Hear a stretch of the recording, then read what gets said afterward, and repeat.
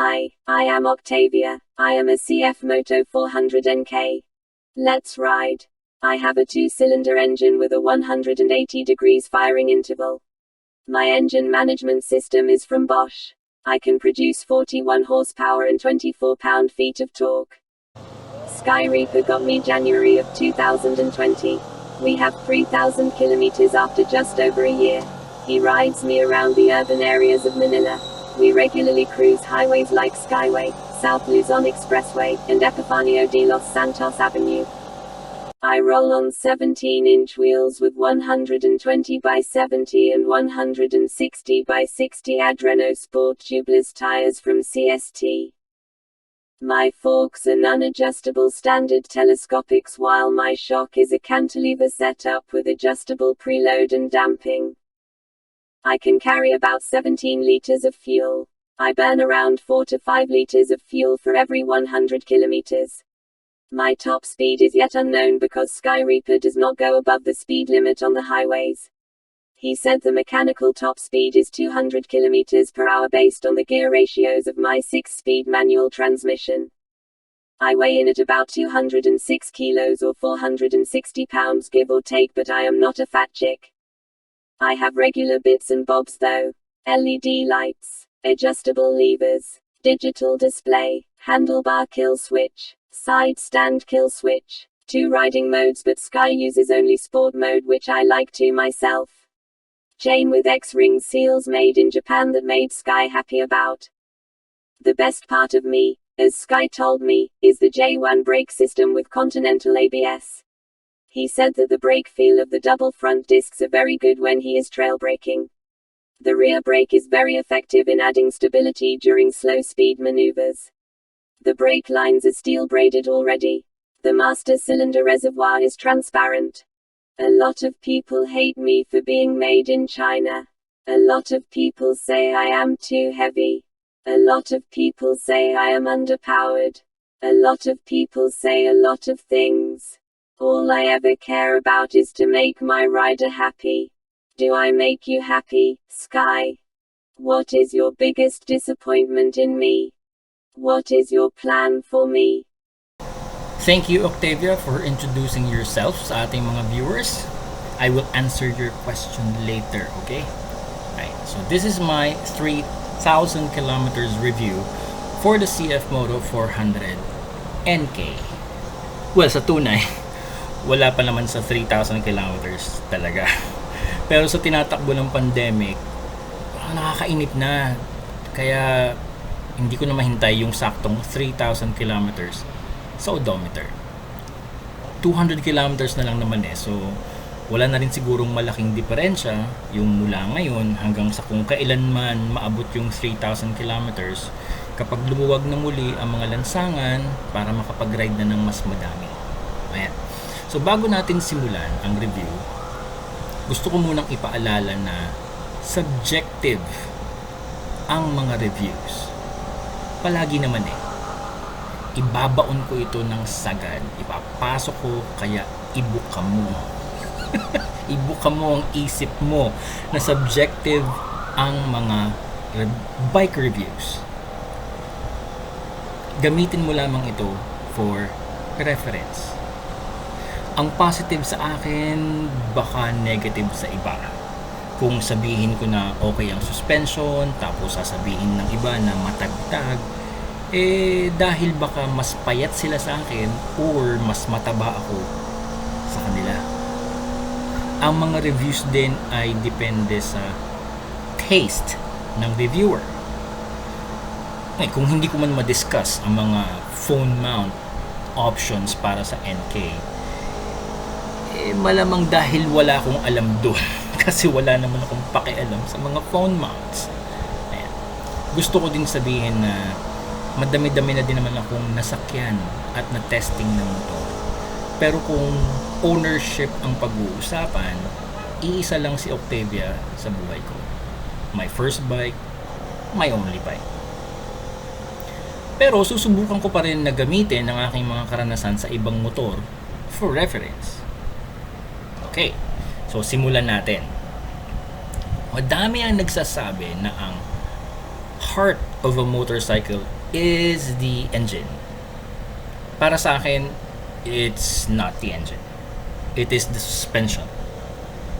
Then the wheels, then the tires, then the brakes. Tapos saka pa lang ang engine. Okay. For me, it's more handling muna bago power. But anyway, pero sige, since madami sa inyo sa engine nakafocus, sa engine muna tayo.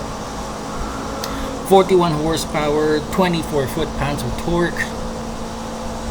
Wala naman talagang pakinabang ang mga numero na yan sa road bikes. Ay naalala ko, sabi ni Jeremy Clarkson sa isang car review na ginawa niya sa Top Gear. Sabi niya, the car makes a lot of power, but all that power is on the top of the rev range. Hindi mo maabot. Hindi mo magamit. So, kumbaga, ano naman ngayon kung merong 300 horsepower ang motor mo, pero nasa 18,000 RPM. Meron din naman akong nabasa na article, isang review. Sasakyan din. Sabi naman doon, all the power comes at the lower rev range. Pero pagdating daw sa mid to high RPM, nanlambot na ang power curve. Ayun. So, ang tanong, usable ba ang power ng engine ng NK? So, paano natin sasagutin yan? Well, using another question. Saan mo ba gagamitin ang NK to get from point A to point B? Diba? Saan ka dadaan? Public roads, diba? Okay. Ano ang highest speed limit sa public roads? Expressways. 100. Okay? Well, okay. Magalak ka dahil sasabihin ko sa'yo na sa experience ko kay Octavia, she is more than capable, very, very capable of achieving 100 kph on the highway. Hindi ka din mabibitin sa arangkada dahil ako nga sa bigat ko, sa riding weight ko na 87 kilograms, with gear yun ha, nagugulat pa din ako sa sipa ng motor ko. Hindi ka din naman ina-expect na mag-drag racing sa public roads. So, sasabihin ko ulit sa'yo, sapat na sapat ang arangkada ng NK. Sapat na sapat ang power ni NK. Madami akong nakikita sa social media na kung saan-saan nakakarating ang NK nila. Merong dinala sa bundok, merong tumawid ng ilog, merong sinakay sa balsa, merong sumugod sa baha, lumubog yung air filter. Nasira. What do you expect? Merong sinakay sa roro, tumawid ng dagat, kung saang-saang lupalop nakakarating. Iba't ibang rides, iba't ibang riders. Again, it's getting from point A to point B. So, is the engine and power of the NK usable for public roads? Very. Pero merong kakamot ng ulo dyan at sasabihin na underpowered ang NK. Talaga. Okay. Isipin nyo, halos lahat ng motor sa merkado ngayon, kahit ang mga underbones at scooters, ay kayang abutin ang 100 kph. Correct me if I'm wrong. Their power is enough for public roads. Si NK pa kaya na 400cc? Sa makina, sa papel at sa pangalan. Nasabihin, naiiwan ako ng tropa ko na naka-liter bike Okay. Wait. Makinig ka. Kasi babaguhin ko ang buhay mo. Okay? Kung iniiwan ka ng mga tropa mo na naka 1,000cc bikes, It's not you. Wala sa'yo ang problema. It's them. Nasa kanila. Dahil kamote sila. Overspeeding. Kung tumatakbo ka ng 100, tapos sila iniiwan ka nila, tumatakbo sila ng 140 pataas, kamote yun. Bawal yun. Sila ang mali. Ngayon, ito ang gawin mo. Alisin mo sila sa buhay mo. Huwag kang bibili ng ibang motor na mas malaki para lang habulin sila. Lumipat ka ng tirahan. Magpa-plastic surgery ka ng mukha. Magpa-sex change ka na rin para hindi ka nila makilala. Iwan mo na silang mga kamote mo. Tropa. I'm just kidding. But seriously, kung ang usapan din lang naman ay yung usapang legal, hindi mo masasabing nakakabitin ng 400NK eh. Hindi mo iindahin kahit merong magsabi sa'yo na mas mabilis pa yung Raider, nakamote ang Rider, or yung Mio, nakamote. Wala yun.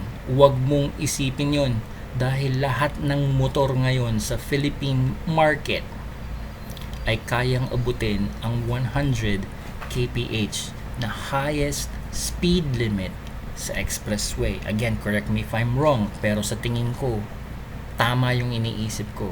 Hanggang 100 kph. Kung usapang legal, hanggang dun lang tayo. Yun na yun. Kayang-kaya. Hindi nakakabitin ang NK. Ayan, kakamot pa rin ang ulo. Kasi kung tutulin nila, bahala ka sa buhay mo. Kung gusto mong maging kamote, basta wag mo kong idadamay kapag kumalat ka sa daan. Okay? Okay. So the power of the NK engine is very usable. Nasubukan ko na yung low RPM shifting. Shifting at mid RPM. Nasubukan ko na rin ang high RPM shifting. Yun yung paborito ko eh. Nasubukan ko na din yung ginawa ni Chaos Causes na first gear only sa buong ride. Ginawa niya yun sa kanyang R1. Ginawa ko yun sa aking 400NK. Ginawa ko na din yung babad sa second gear, babad sa third gear. Minsan nasa stoplight ako, lumayas ako gamit ang fourth gear, wala namang kaso. Etc. etc. etc. Okay, bibigyan ko kayo ng 30 seconds para mag-refill ng popcorn, magtimpla ng kape, kasi mahaba-haba pa ito.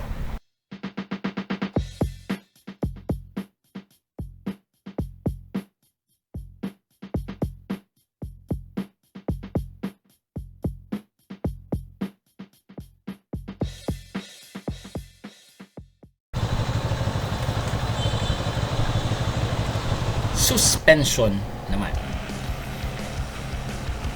Ito ay hinala ko lang naman pero iniisip yata ni CF Moto na ang lahat ng bibili ng NK ay merong jowa, or kung wala mang syota matataba. Tulad ko, dahil ang suspension ng NK ay nakatono para sa dalawang tao, or kung yun yung magjowa, or kung solo rider, yun yung single na malaking bulas. Stiff ang suspension ng NK ika. Pero sa loob ng 3,000 kilometers, meron akong mga napansin. Okay, lahat ng ito ay base sa riding weight ko na 87 kilograms with complete gear at bagong kain ng lugaw. Okay, number 1, the weight bias is more on the rear. Okay, so ibig sabihin, during the 3,000 kilometers, mas nauna kong na-bottom out yung rear suspension kesa sa ma-bottom out ko yung front suspension. Mas malalim na yung rear suspension travel na nakaabot ni Octavia kesa sa front suspension travel niya.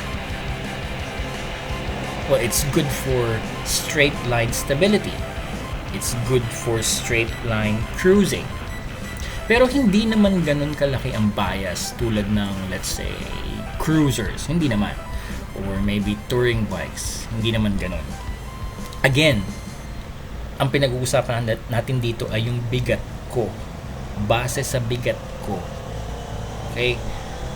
Nasa rear end ang bias ng weight ng NK while riding. While riding.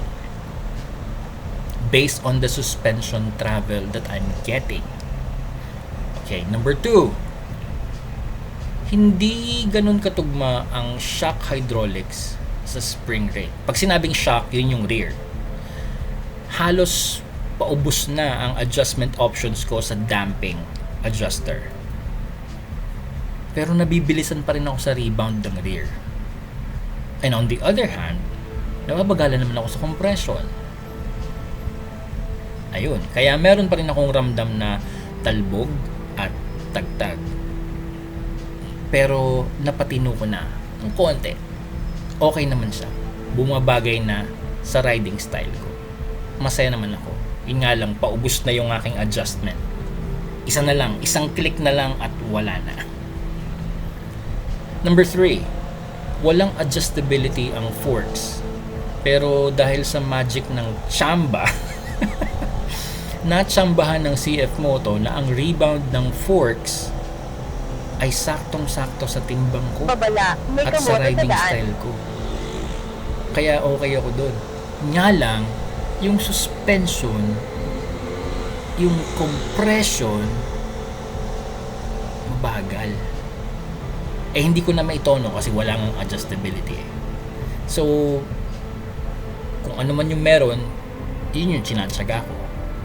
At ang isa pa, hindi din tugma ang spring rate ng forks sa riding weight ko. Masyado siyang hard. May option naman na magpalit ng spring rates. Yun nga lang, wala pa akong nakikitang replacement springs na para talaga sa 400 NK. Kahit sa isang leg lang, pwede na. Experiment. But anyway. Number 4. Overall, neutral naman ang handling ng NK. Natutuwa ito sa kurbada. Nga lang, meron akong tinatawag na breakaway point during lean. Okay. Sa initial lean, it's confidence inspiring. Talagang matutuwa ka.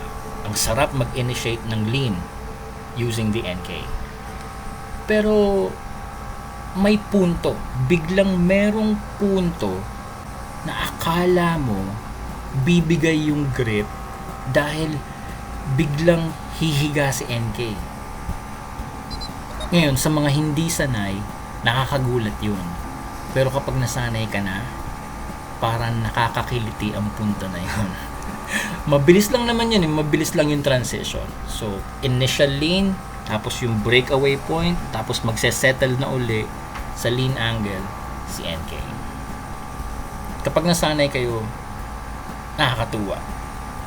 Masarap i-lean ang NK, lalo na kung mas mabilis ang takbo. For example, sweepers. Ayan. Sa mga chicanes, baka maging issue yung weight, pero hindi ko pa rin talaga masabi dahil siguro soon sa mga susunod na videos. In my experience as of now, mas pumapabor si NK sa cornering technique na hanging off into the inside of the turn. Body position kesa dun sa kadalasang ginagawa ng karamihan. Napansin ko ito yung madalas ginagawa ng karamihan, yung tinatawag na crossed counterweight technique. Ngayon, kung nawala ka dun sa sinasabi ko, pasensya na, pero sa susunod ng mga videos, pag-usapan natin. Abangan mo. Okay, next, we go to the brake system. J1 brakes and Continental ABS systems. Correct me if I'm wrong dun sa Continental pero yung 650 NK, Continental kasi yung tatak ng kanyang ABS. Sa 400 NK, hindi ko pa talaga nasisilip, but nakakita na ako ng kaunting clue na Continental nga rin yung kanyang ABS systems. Now, itong dalawang ito, ang sa tingin ko, ang jackpot sa NK. Sa presyong 220k, meron kang brake system na very capable. Aba, swerte. Yun nga lang, dapat alam mo kung paano i-maximize ang kanyang potential. Hindi usapan ng stopping power eh. Lahat ng motor kayang tumigil. At saka kung palagi mong kinakailangan na mag-emergency braking sa mga rides mo, aba, ay may mali kang ginagawa. Hindi yung motor ang problema. Okay, ni minsan, hindi pa ako nawalan ng kumpiyansa at confidence sa brakes ni Octavia. Ni minsan, hindi pa ako pinahiya sa mga sitwasyon na kinakailangan ko yung performance ng brake system. So, para sa J1, mi amore, gracias. Para sa isang brake system na maasahan. Maraming salamat. At sa murang halaga. Pero itong naisip ko lang naman to, no? Dun sa buong package ng NK, siguro yung J1 brake system ang isa sa mga pinakamahal na components. Katulad nung kadena, nung chain, na made in Japan, na gumagamit ng X-ring seals. Hindi yung ordinaryong O-ring seals. Diba? Ang X-rings mas effective, simply better than O-rings. Sa tingin ko yung mga mahal na components ng 400NK. Now, going back to the ABS system, the Continental ABS system is not that intrusive sa likod. Pero medyo paranoid sa harap. But overall, very dependable. If you used it correctly, with proper braking technique, for example, trail braking, sobrang sulit. Sobrang sarap gamitin ng brake system ng 400NK. Wait lang, meron pa kayong nanonood. Sabi ko na subjective ang bike reviews. Okay, malamang wala nang nanonood. Anyway, moving forward. Hindi ko na masyadong tututukan ang stock tires ng NK. The Adreno Sport from CST is more than capable of urban riding, highway cruising, and even sa high-speed runs sa racetrack. Hindi ko na rin masyadong kikilatisin kasi tires are consumables. Kapag naubos na ninyo yung stock tires, I recommend investing in even better tire options. Okay, ako, napili ko is Bridgestone S22. Yan ang re-recommend sa akin ni Dave Moss. So, I will switch to the S22s kapag nawala na ang asim ng Adreno Sport. But one thing I will remind you of is to stick with the stock size. Ngayon, kung gusto nyo magpalit ng mas malapad na rear tire, kadalasang ginagawa yan, siguraduhin niyo na magpapalit din kayo ng rear wheel na tutugma ang lapad sa lapad ng ipapalit ninyong rear tire. Okay? Ngayon, yung sa wheels, hindi ko na rin masyadong kikilatisin kasi ang nakikita kong madalas na ginagawa dyan ng mga owners, repaint. Wala naman akong pakialam sa repaint. Ano naman gagawin ko sa repaint? So, let's move on. Sa usapan naman ng fuel consumption, ibibigay ko na lang yung mga test results na nakuha ko. Ayaw ko na rin kasing pag-usapan ng fuel consumption kasi aabot tayo sa seminar para pag-usapan yung mga factors ng fuel consumption.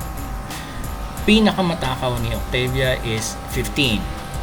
Pinaka-cute na konsumo ay nasa 24. Sinubukan namin dati na abutin yung 28 kilometers per liter. Nagawa namin one time pero hindi namin gusto yung takbo ng makina. May kakaiba. Hindi niya gusto yung ganung pagtitipid na galawan. Anyway, hindi ko na din titipakin isa-isa yung mga ergonomics ng motor.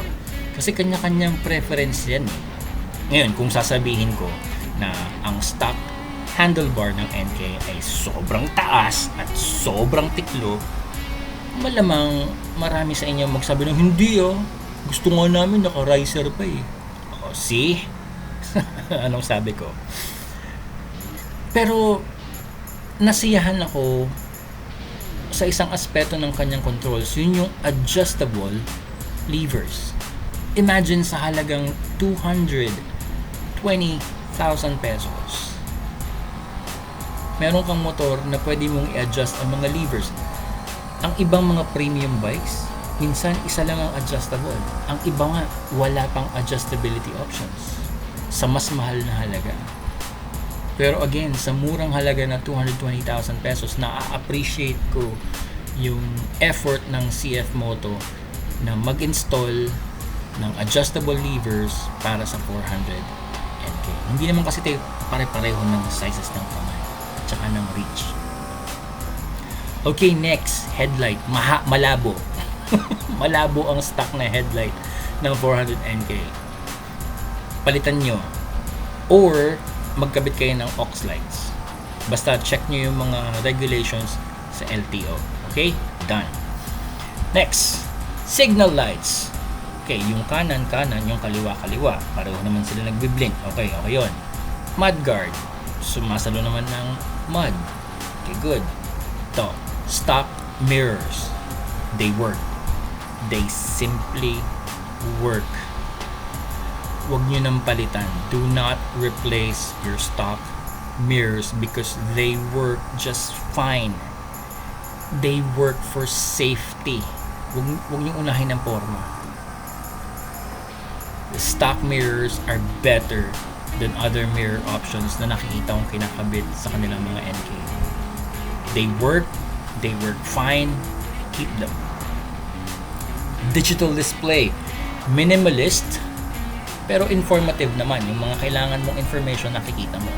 Ngayon, kung dadagdagan pa natin yung information na i-display, baka maging maskip na sa paningin. At nga pala, malabo kapag against the light. Busina, huwag mo natin pag-usapan yan. Puro naman rev bomb ang ginagawa ng iba eh. Seat. Sa akin, inalis ko yung foam for better feedback and feel. May video ako na ginawa tungkol dyan eh. Sabi ko sa inyo, subjective ang review. Exhaust system. May isa pa to, huwag natin pag-usapan to kasi ang madami naman ay ang habol. Tunog lang at saka forma. Ang iba kasi yung habol ko sa exhaust system. I'm looking for better exhaust flow, better scavenging, lesser pumping losses, AFR tuning, more torque after the peak curve, etc.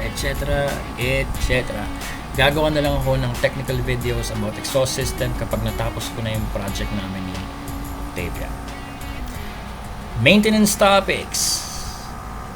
Gagawa na lang siguro ako ng separate series kasi sa ngayon 3,000 kilometers ang nagagawa ko lang, change oil. Reliability issues. Ito yung mga tipong pang 5K o pang 7 kilometers review. Abangan nyo na lang. Yung 10 kilometers review, for keeps na yun. Ibig sabihin at that point, kapag umabot kami ni Octavia sa 10,000 kilometers nang walang problema, for keeps na yun. Forever na yun. Resale value, wala akong alam sa buy and sell. So, sabi nila nasa 180 to 190 daw ang bentahan ng second hand ng NK. I don't know. Wala naman akong balak magbenta. Common issues, siguro soon sa mga iba pang videos kasi kailangan ko pa mag-research ng mas maayos. Kasi wala naman kami nagiging issues ni Octavia. Okay, so speaking of Octavia, sasagutin ko na Octavia yung mga tanong mo. Alright, so number 1, biggest disappointment, the complete lack of aftermarket support for engine management systems. Yun siguro yung biggest. Gagawa na lang ako ng separate videos para dyan kapag nabili na natin yung plano natin bilhin. Okay. Future plans. Sa ngayon, nothing specific about mods. Just keep on riding kapag pwede. Saka na natin planuhin yung iba pa kapag natapos na yung pandemic. Do you make me happy? Of course.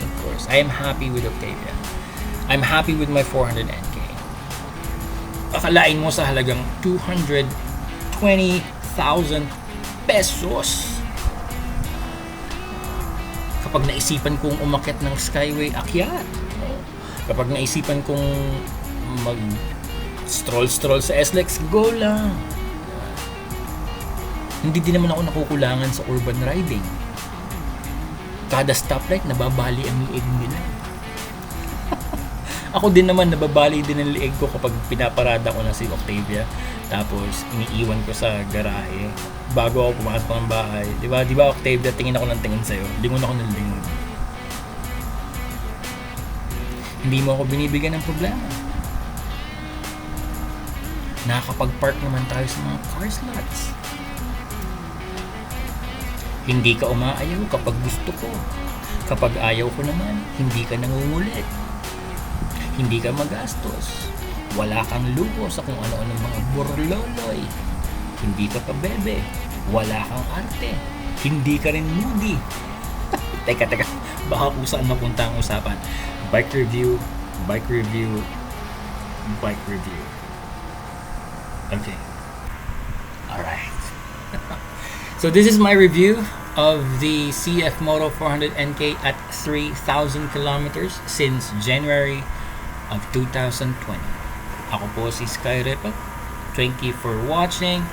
Man cannot ride.